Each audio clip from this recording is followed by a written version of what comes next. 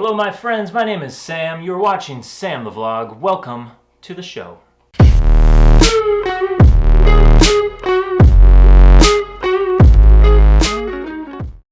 Today we're going to be talking about shooting in full manual mode on a DSLR and why it's important. But first, little baby Ranger and I have something to say.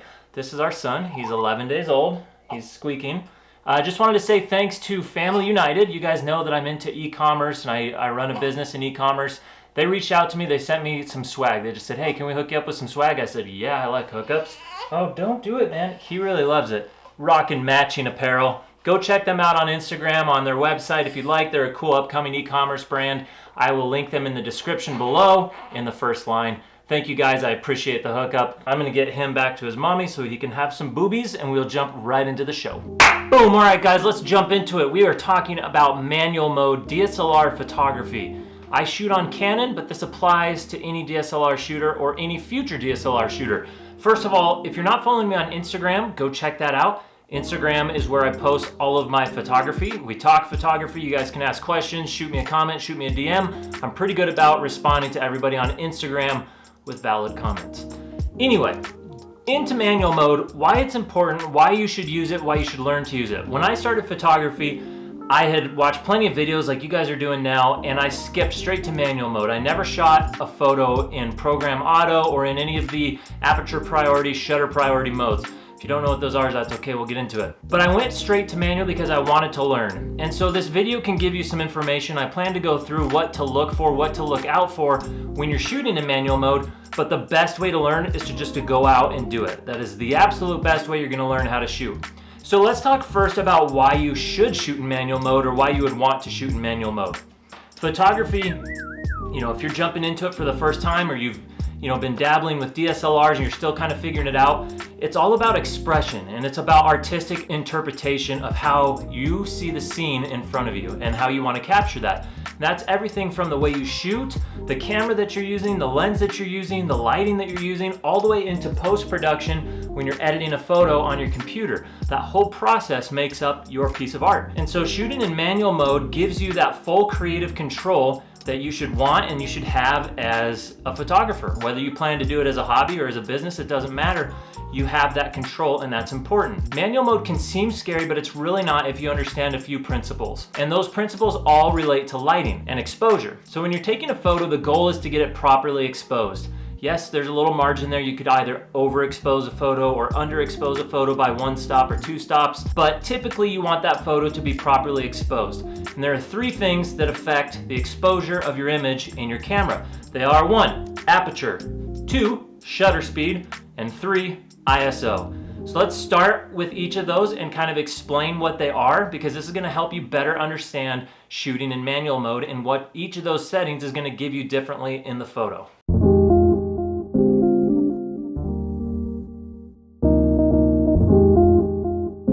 All right, so let's first talk about aperture. And like I said, understanding these 3 different exposure settings in your camera is gonna allow you to shoot in manual mode with total control, and it's gonna make sense to you. So aperture refers to these little blades that are inside your lens right here, how much light it lets through. It looks like this. They're little blades that kind of cross each other, and you can open them or you can close them. And so you'll see that number, for instance, this is a Canon 50mm f1.4. The 1.4, the f-stop, the 1.4 is the aperture setting. That's how open or how wide it can go, also referred to as how fast your lens is. So 1.4 is very fast for a lens.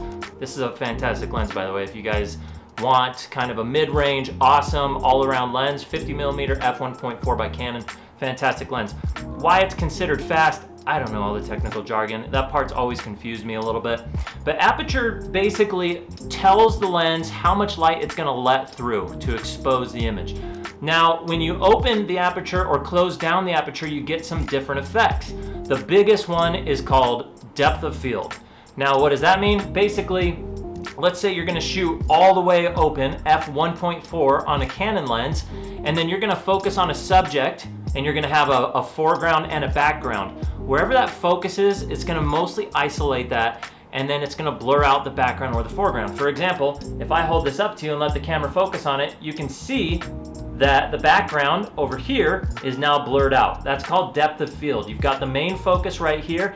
Even if I was to put something in the foreground, you can see that that's blurred out as well. So the foreground, the subject, and the background, depth of field, otherwise known as bokeh, B-O-K-E-H. So when you have a nice dreamy blur back here, that's called bokeh. Your aperture controls that. So if you're shooting on an automatic mode in your camera, you're basically letting your camera decide how it wants to expose. And that can be any combination of ISO, shutter speed, or aperture. So let's say you have a subject that you really want to isolate in your photo and you have it in auto mode. It may not give you that because it may go all the way up to f22 with, a shutter speed and an ISO to expose properly, and then everything is in focus. Aperture is one of the most fun to play around with because it really gives you that professional look in your photography when you can blow out the background like that. So to give you a quick example, if you're maybe a product photographer or a food photographer, you would shoot in a higher aperture maybe to get that background blown out. If you're a landscape photographer, you're gonna shoot up at a much smaller aperture, slower aperture, faster aperture, I don't know. So f1.4 versus f22,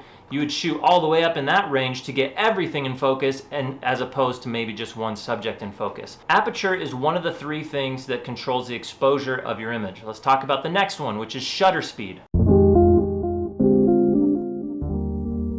So in talking about shutter speed, let's quickly explain the mechanics and how that works. In your camera, you have a sensor. If you pop off the lens and look into your camera, you can see the sensor. It looks like this. Your lens mounts in front of that sensor. We've already talked about aperture, so your lens is controlling how much light is coming through your lens, and then the shutter speed is in the camera body controlling how much time that light is exposed to the sensor. So when you hear people talking about long exposure photography, they're leaving that shutter wide open for maybe 15 or even 30 seconds to get all the available light in that image. If you're gonna shoot long exposure, absolutely you must be on a tripod. You need that stable shot. People use that for star photography or night photography, or if you've ever seen a river or a waterfall that's all blurred out and you wonder how people do that, they do it with long exposures. I'll show you a couple examples. This is a photo I took of a waterfall. This is about a 6 or 7 second exposure. And I did that by setting up on a tripod, and I set it for 6 seconds, and I wanted that kind of blurry, dreamy look on the waterfall. And so I took the shot, I let it expose for 6 seconds, and then I edited it, and that's what I turned out with. On the flip side of that, shooting with a very fast shutter speed will help you freeze motion. So maybe you're a sports or action photographer and you don't want the motion blur behind it, you want to just freeze that moment in time. You're gonna shoot with a faster shutter speed, maybe 2/50th of a second. Shutter speed is divided up into fractions of seconds basically, all the way from 1 second up to 30, or all the way below that in fractions of seconds. Typically, if you're gonna shoot handheld, you want your shutter speed to be higher than a 60th of a second at minimum to avoid getting blur from moving around the camera. Anything lower than that, you're gonna get motion blur and a blurry image and it's gonna look bad. So I try and shoot a little bit higher than that, but keep that in mind. Shutter speed is very important, and it really makes a huge difference in the quality and the styling of your photo depending on what you're going for. So that's shutter speed. That's exposing your sensor to the light for how long you want to do that. That's typically controlled by the little wheel up here. You're holding your camera body. The little wheel on the Canon back and forth is what controls your shutter speed. Aperture is usually the thumb wheel. These buttons can be remapped to different places on cameras. That's the typical setup of a DSLR camera. All right, and the last one, let's talk about ISO.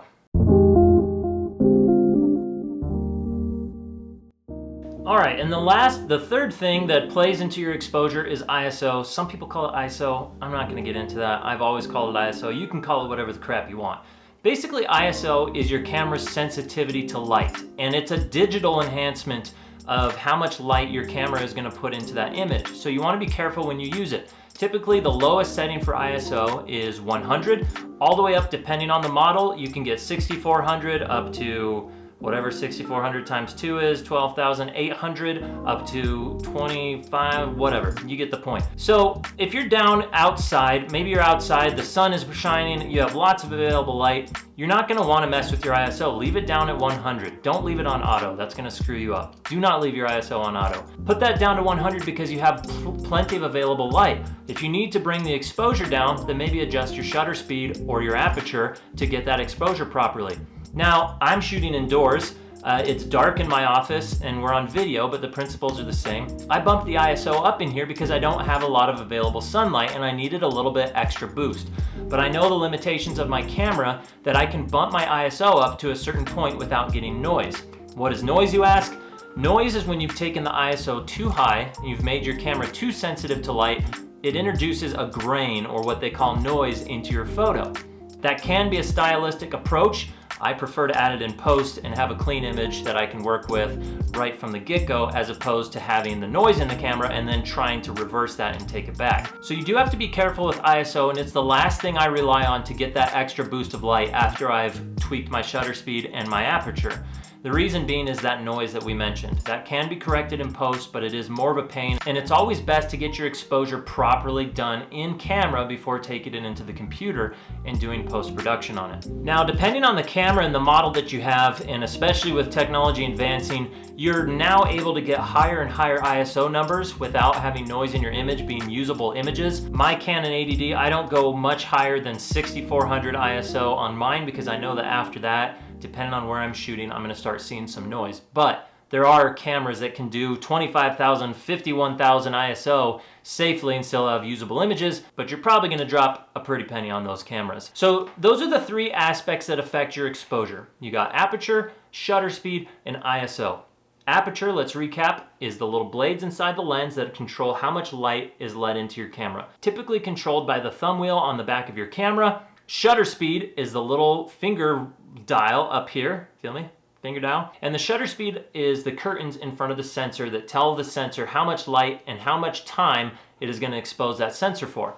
And then lastly, ISO is the camera's sensitivity to light, which is a digital enhancement. Again, it's not a mechanical enhancement, so you want to be careful with that because you'll get some noise. Now in a Canon, you usually have a little exposure meter at the bottom of your viewfinder, at the bottom of your live screen display, and that notch right there in the middle is a properly exposed image.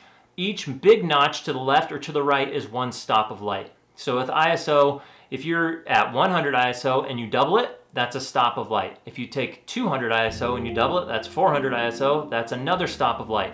So each time you double your ISO, you're effectively increasing the exposure by one stop of light every time you double it. Now, the goal is to get that thing properly exposed in the camera before you take it into your computer and do all your editing. And the reason being is it gives you the most information to work with. If you're shooting in RAW, which you should be, that's a topic for another time, take your camera out of JPEG, shoot in RAW, because that brings in the most amount of information in your photo and allows you to make cool color corrections and post-production work on the back end.